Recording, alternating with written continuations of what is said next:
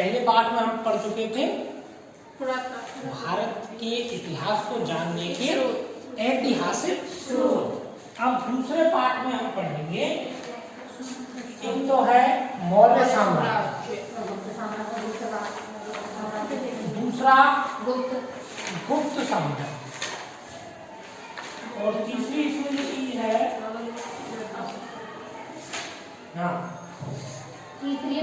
दक्षिण भारत का इतिहास। दक्षिण भारत में दक्षिण भारत के चोल शासकों के बारे में हमको पढ़ना है, उनकी कला, संस्कृति, प्रशासन वगैरह ये सब। तो इस पाठ में 5 चीजें थी जिसमें से 3 रह गई हैं, 2 हटा दी। एक तो विजयनगर साम्राज्य हटा दिया और दूसरा हर्षवर्धन का जो समय था वो हटा दिया। अब हम सबसे पहले पढ़ेंगे मौर्य काल। मौर्य काल पर चलने से पहले हम ये देख लें कि इतिहास में जो सन है, सन यानी संवत, साल, वो 2 तरीके से लिखे जाते हैं। एक तो लिखे जाते हैं बीसी और एक लिखे जाते हैं एडी, यानी हिंदी में यदि मैं कहूं तो ईसा पूर्व, और अंग्रेजी इसमें को लिखेंगे ईसवी। ईसवी संवत जो है वो सीधा चलता है, ऐसे समझ ले मोटा मोटा सा। ईसवी संवत सीधा चलता है। यदि किसी राजा का जन्म 100 ईस्वी में हुआ और वो 50 साल का होकर मर गया, तो इसका मतलब वो 150 ईस्वी में मरा। जैसे समुद्रगुप्त 335 में शासक बने, 40 साल उन्होंने शासन किया, तो 375 ईस्वी में उनका शासन समाप्त हो गया। लेकिन यहाँ हम देखेंगे कि चंद्रगुप्त मौर्य 322 ईसा पूर्व, यानी अंग्रेजी में लिखूं तो बीसी में शासक बने और 298 तक उन्होंने राज किया। 298 तक राज किया, यानी कि ये कैसा चल रहा है? उल्टा चल रहा है। इतिहास में ईसा मसीह के जन्म को बिंदु मानते हुए, ईसा मसीह के जन्म को एक निर्धारक बिंदु मानते हुए उसके पूर्व का समय ईसा पूर्व और उसके बाद का समय ईसवी संवत कहलाता है। ये उल्टा चलता है और ये सीधा चलता है, याद रहेगा। बीसी या ईसा पूर्व आ जाए तो वो उल्टा चलेगा। ऐसे मत कहना कि यार ये जब शासक बना 298 में, फिर दूसरा शासक बन गया बिंदुसार, ये इसका पुत्र था, तो ये उल्टा क्यों है? उल्टा इसलिए है कि इतिहास में मानक हमने उल्टे बना दिए। ईसा के जन्म के पूर्व का समय, ईसा के जन्म के बाद का समय, ठीक है, ये उल्टा चलेगा।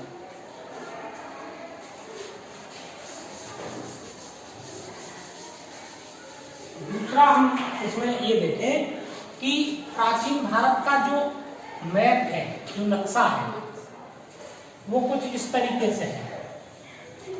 यानी आज का अफगानिस्तान, आज का पाकिस्तान और भारत, ये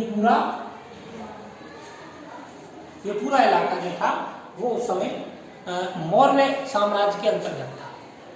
मौर्य साम्राज्य का जो इतिहास में महत्व है वो इस कारण से है कि पहली बार भारत में एक राजनैतिक एकीकरण, कैसा एकीकरण? राजनैतिक एकीकरण की शुरुआत हुई। यानी यहां से लेकर अफगानिस्तान से लेकर और उत्तरी कर्नाटक लगभग यहां तक, ये पूरा भारत एक इकाई के रूप में गठित हो गया। दूसरा, इस समय में भारत के विदेशों से संबंध स्थापित हुए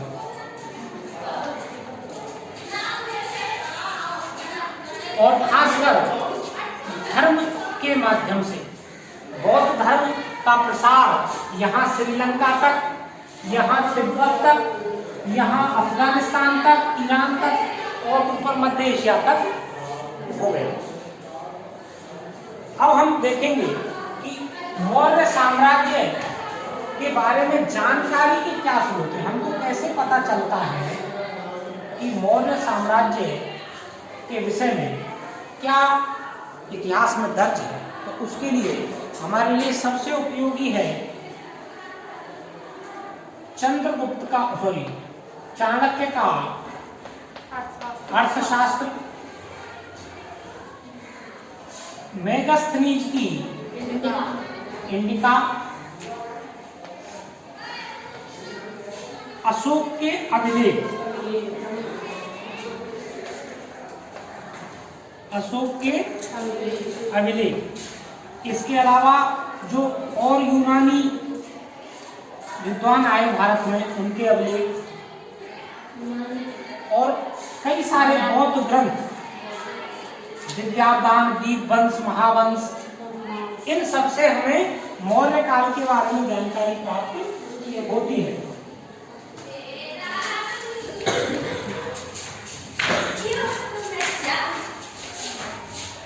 अब हम सबसे पहले चंद्रगुप्त मौर्य के बारे में पढ़ेंगे। भाई अपने इतिहास में क्यों महत्वपूर्ण है ये हमने जाना, और कौन कौन से हमारे स्रोत हैं ये हमने जाना। अब सबसे पहला शासक मौर्य वंश का, जिसने मौर्य साम्राज्य की स्थापना की, उसका नाम था चंद्रगुप्त मौर्य। चंद्रगुप्त मौर्य, और इस चंद्रगुप्त मौर्य ने 322 ईसा पूर्व में किसकी सहायता से, चाणक्य की सहायता से किसको पराजित किया, घनानंद को। और घनानंद नंद वंश का शासक था, और आज के बिहार और उसके आसपास के क्षेत्र, यहाँ मगध पर शासन करता था, जिसकी राजधानी थी पाटलिपुत्र।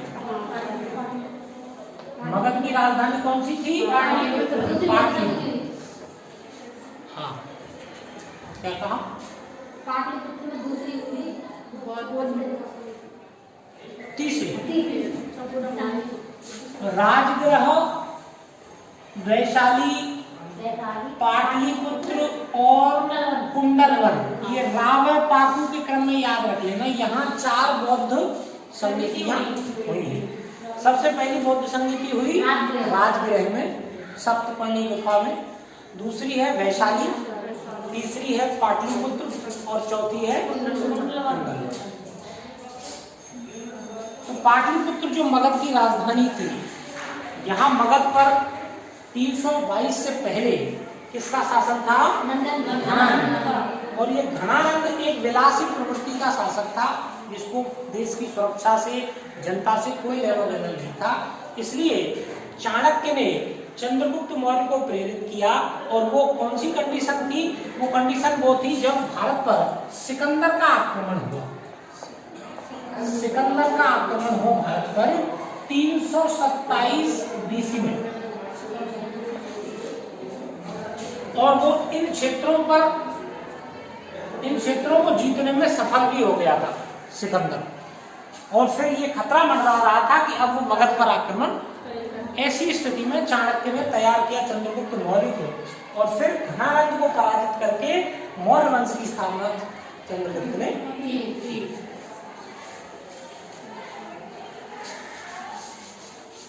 सिकंदर जब वापस गया, रास्ते में वो मर भी गया था, तो इन क्षेत्रों का शासन वो अपने अधीनस्थ कुछ जो शासक थे उनको सौंप गया था, और उन्हीं में से एक था सेल्यूकस।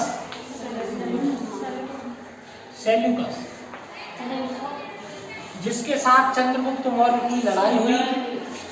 साल था 305 बीसी, यानी ईसा पूर्व में सेल्यूकस और चंद्रगुप्त मौर्य के बीच में संघर्ष हुआ,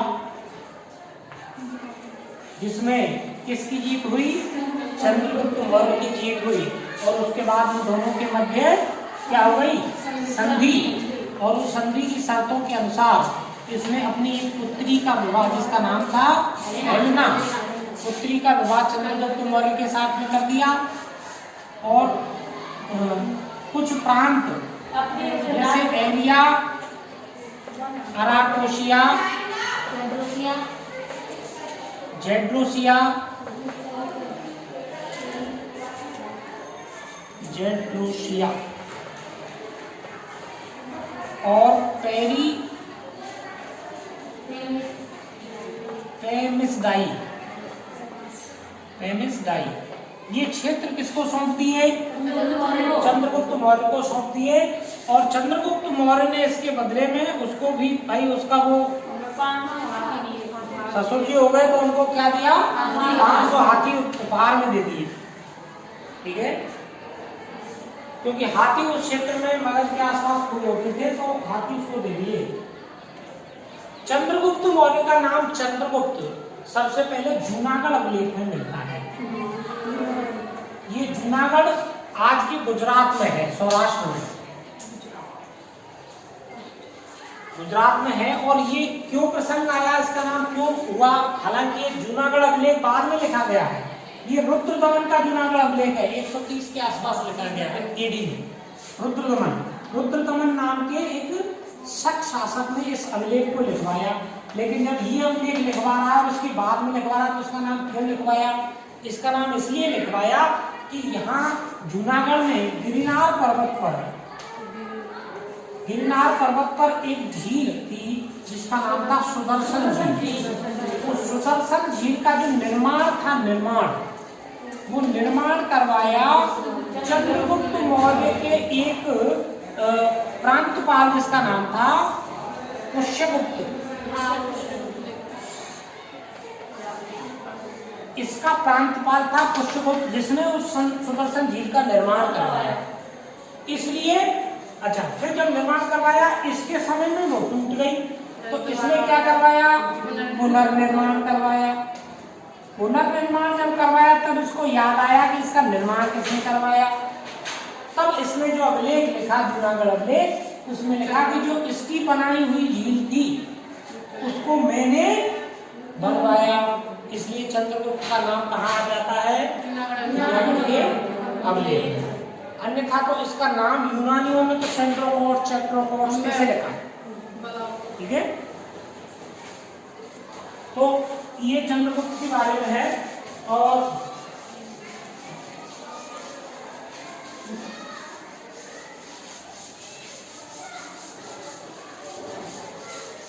चंद्रगुप्त के बारे में यूनानी एक इतिहासकार हुआ प्लूटार्क, जिसने कहा कि 6 लाख की सेना उसके पास थी और उस 6 लाख की सेना के साथ में उसने पूरे भारत को जीत लिया था। उसने न केवल उत्तर भारत बल्कि दक्षिण भारत को भी जीता। और इसकी दक्षिण भारत की विजयों के बारे में सूचना देती हैं 2 पुस्तकें। एक का नाम है एहनामूर और दूसरे का नाम है हेनामूर। और नेहनामूर है क्या? मुरनामूर।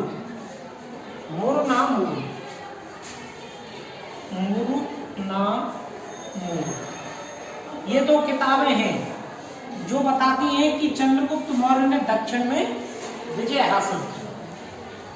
इसके अलावा अशोक के अभिलेख भी ये बताते हैं कि ये दक्षिण का इलाका उस समय मौर्य साम्राज्य के अंतर्गत था। और दक्षिण से मतलब है ये कर्नाटक तक का क्षेत्र, ये नहीं था।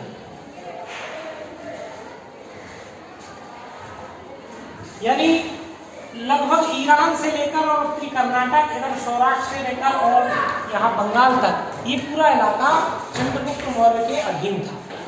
इसीलिए तो कहा जाता है कि एकीकरण पूरा हो गया। चंद्रगुप्त मौर्य के बाद उसका पुत्र कौन बना? बिंदुसार जो अशोक के पप्पा थे। हाँ, बिंदुसार के विषय में बहुत ज्यादा जानकारी नहीं होती है क्योंकि इतना सा 298 में वो शासक बना और 273 तक लगभग वो रहा। 273 BC था। और इसके समय में यूनानी शासक था एंटियोकस। उसने एक दूत भेजा डाइमेकस भेजा एंटियोकस ने। एंटियोकस यूनानी एक शासक था, इधर यहाँ यूनान था। तुरान के शासक एंटियोकस ने डायमेकस भेजा, क्योंकि एंटियोकस से बिंदुसार ने कहा था कि भाई हमारे लिए एक तो दारू वारू की व्यवस्था कर दो और अंजीर दो, अंजीर खाने की अंजीर, और एक हमको चाहिए दार्शनिक। तो उसने कहा कि दार्शनिक तो मिलेगा नहीं, ये दूध आया कहने के लिए, दारू वारू की बोतलें वो लेके आ गया होगा। तो ये दूध था किसका? एंटियोकस। एंटियोकस कहाँ का शासक था? यूनान। इसके अलावा डायोनीसियस या डायोनीसियस ये भेजा मिस्र के राजा टालेमी फिलाडेल्फस। ये सब एक एक दो नंबर में पूछे जाते हैं कि डायमेकस किसके समय में आया, और ये राजा था मिस्र का। ठीक है, एक एक दो नंबर में आते हैं। इसका बेटा कौन हुआ, इसके समय पर कौन सा राजदूत आया, डायमेकस किसके समय पर आया, डायमेकस किसके समय पर आया। ठीक है, और बिंदुसार के बारे में और कुछ जानकारी एक और है कि दिव्यावदान नाम का एक जो ग्रंथ है, उस ग्रंथ में दिव्यावदान का नाम का एक बौद्ध ग्रंथ है। उसमें जानकारी मिलती है कि बिंदुसार के समय में तक्षशिला में एक विद्रोह हो गया। तक्षशिला यहाँ स्थित है, आज के पाकिस्तान में पेशावर के पास तक्षशिला स्थित है, और वहाँ विश्वविद्यालय था तक्षशिला का। भारत के इतिहास में 2-3 विश्वविद्यालयों का नाम आता है जो बड़े प्रसिद्ध थे, विदेशों से भी यहाँ लोग पढ़ने आते थे। एक तो तक्षशिला, दूसरा नालंदा, और तीसरा विक्रमशिला।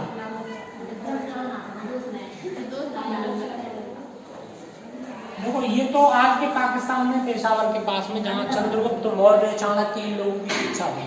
यहाँ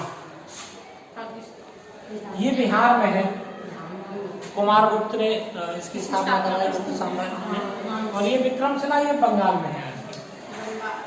तो ये 3 शिक्षा के बड़े केंद्र हैं। हाँ, विदेशों से यहाँ पढ़ने आते थे। ये फाइयाम वगैरह, हिंसांग, ये सब नालंदा में पढ़ने के लिए ही आए थे। तो चंद्रगुप्त के बाद में बिंदुसार, और बिंदुसार के बारे में मतलब तक्षशिला में जब विद्रोह हुआ बिंदुसार के समय पर, तो उसने अपने 2 पुत्रों अशोक और सुशील, इन 2 को वहां विद्रोह को दबाने के लिए भेजा। ऐसा उल्लेख आता है किस ग्रंथ में? दिव्यावदान में। प्रश्न आता है परीक्षा में कि किस ग्रंथ में तक्षशिला विद्रोह का वर्णन मिलता है? दिव्यावदान में। तक्षशिला में किसके समय पर विद्रोह हुआ? बिंदुसार के समय पर। तक्षशिला में जब विद्रोह हुआ, बिंदुसार ने किसको भेजा? अशोक और सुशील को। तो ये समझ लो, अपने आप फिर जब पढ़ लोगे तो फिर दिमाग में बैठ जाएगा।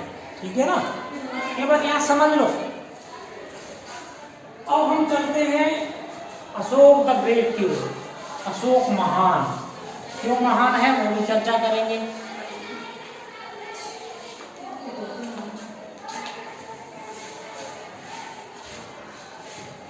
(322) से लेकर 298 तक किसने शासन किया?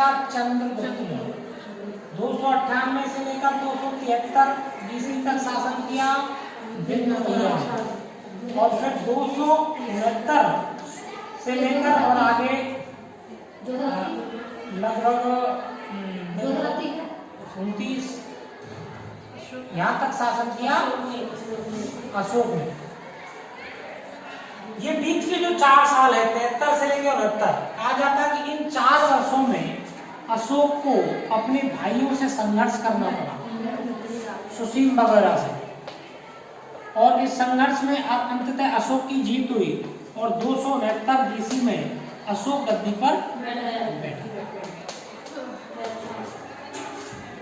अब अशोक के बारे में सवाल आता है कि अशोक को महान क्यों कहा जाता है?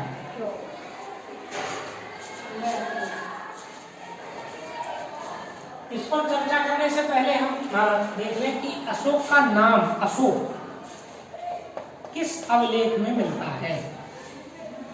अशोक का नाम अशोक मिलता है मस्की, जो आज के कर्नाटक में है, और गुर्जरा, ये मध्य प्रदेश में है। इन दो जगह पर अशोक का नाम अशोक मिलता है अभिलेखों में, अभिलेख। अन्यथा तो उसका नाम देवनाप्रिय, देवनाप्रिय यानी देवताओं का प्रिय, और देवनाम प्रियदर्शी, प्रियदर्शी ये किसके नाम है? अशोक के नाम है। देवनाम प्रियदर्शी और ये सब नाम किसके हैं? अशोक।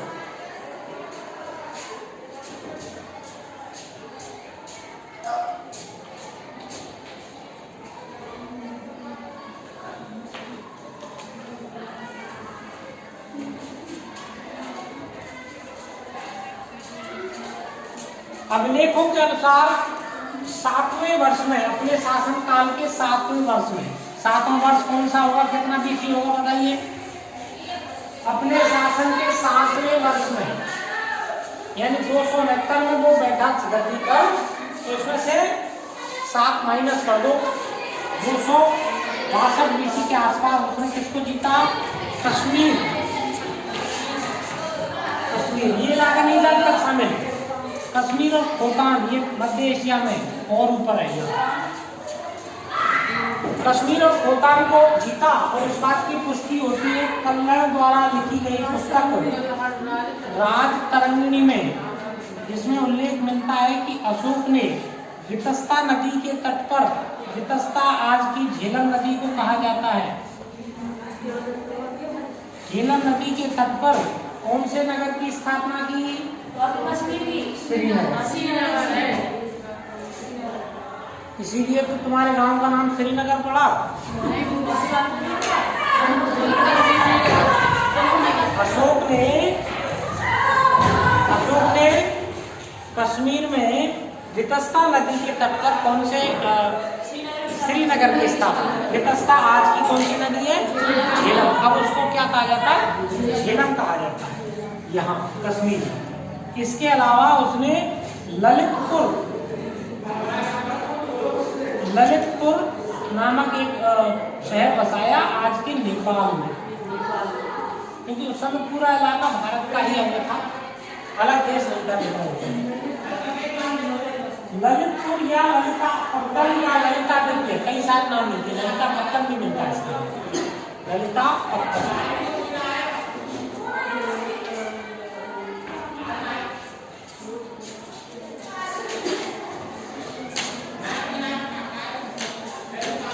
ये छोटे छोटे 1-2 नंबर के फैक्टर पूछे जाते हैं।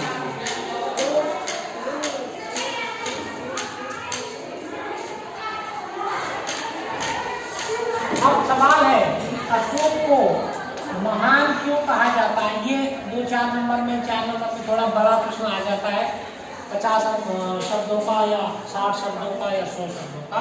तो उसमें अशोक को महान बनाने के जो पीछे जो कारण थे, एक तो उसका धम्म नीति, अशोक की धम्म नीति, प्रजा को पुत्रवत मानना, यानी पितृवत शासन की स्थापना। प्रजा को पुत्रवत मानना अर्थात पितृवत शासन, पिता की तरह शासन अपनी प्रजा पर। ठीक है।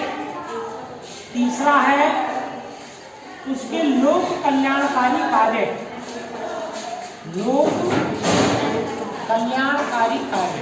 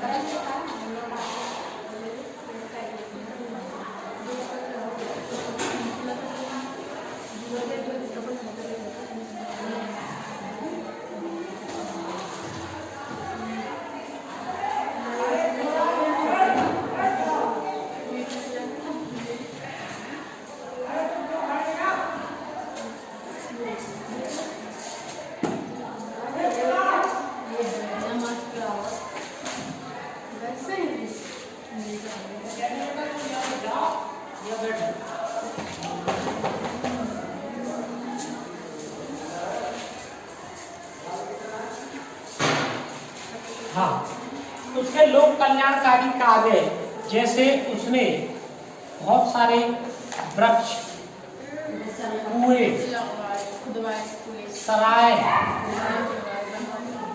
सड़कें, ये सब इसने बनवाए, इसलिए इसका लोक कल्याणकारी। ग्रामीण विकास के कार्य, गांव की जो जनता थी उसके विकास के कार्य, जैसे उसने अपने राज्य में 84,000 स्तूप बनवाए। स्तूप यानी बौद्ध धर्म से संबंधित स्मारक। महात्मा बुद्ध के जो अवशेष थे या उनसे संबंधित जो वस्तुएं थी उनको अलग अलग स्थानों पर रखकर और उनके ऊपर कुछ स्मारक बनाया गया, वो कहलाए स्तूप। तो 84,000 स्तूप बनवाए। इसका मतलब यहाँ वही आज के मनरेगा की तरह लोगों को काम मिला, रोजगार मिला, तो ग्रामीण विकास हुआ। इसके अलावा उसने बंदियों की रिहाई और उनको खेती और खानों में लगाया।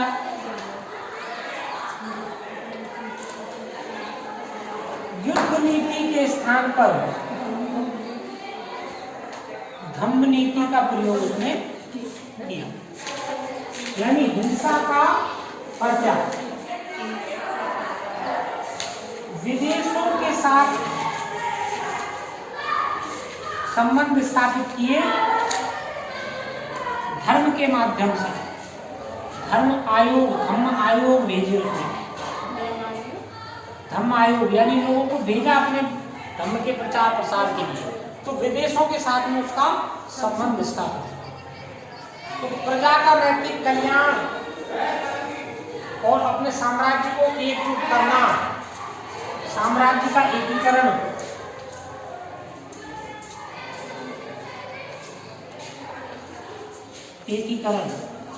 ये सब जो है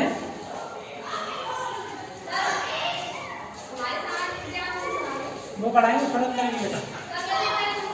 नहीं, मैं नहीं पढ़ा, मैं पिछली बार 10वीं क्लास पढ़ाई, अब जो है वो पढ़ाएंगे।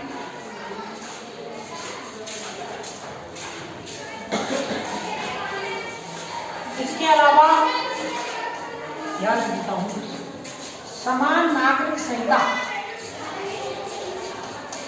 नागरिक संहिता का मतलब है नागरिकों के लिए नियम बनाए। समान दंड संहिता,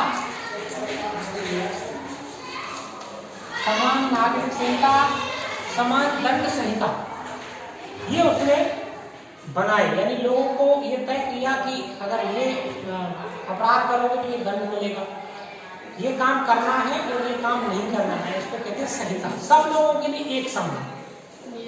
हाँ, क्योंकि उसके यहाँ से लेकर यहाँ तक फैला हुआ तो उसका विशाल साम्राज्य था, और उस साम्राज्य में अनेक भाषा, धर्म, जाति, संप्रदाय के लोग थे, इसलिए उनको सबको एक साथ लेने के लिए उसने एक समान नागरिक संहिता का निर्माण किया। इसलिए इन सब कारणों से उसको महान शासक की संज्ञा दी।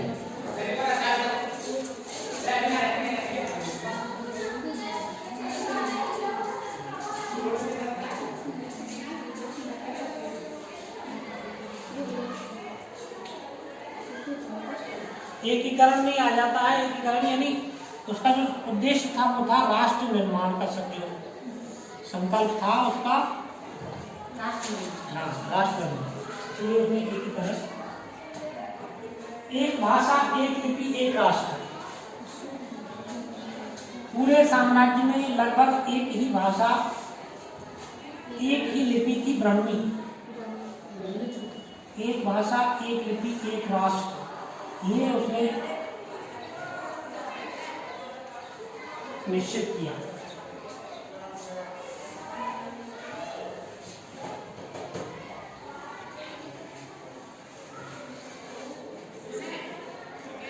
लिखो मत, पढ़ेंगे, सब किताबों में है, और छोटे छोटे पढ़ेंगे। ये अशोक महान, अभी कितनी 10 लाख है, इतना ही उत्तर चाहिए अपने। ये सब बातें लिख दोगे, ये सब बातें लिख दोगे तो पूरे नंबर